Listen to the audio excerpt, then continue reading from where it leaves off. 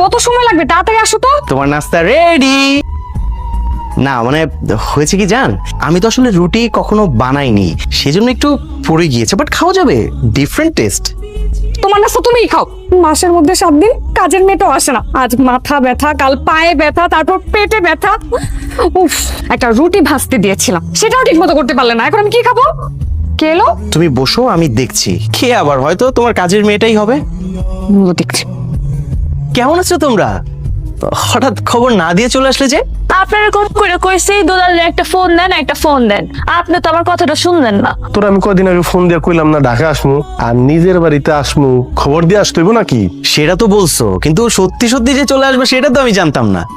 যাক যাক যাক, কেমন আছো তোমরা? রোদেলা কেমন আছো? মামুনি ভালো আছি কাকা। তুমি কেমন আছো? দেখো তোমার দিকে কত কিছু আনছি। এই যে হাঁস মুরগি আমার উঠানে পাইলা বড় করছি। এই ডিজে খাইতে কি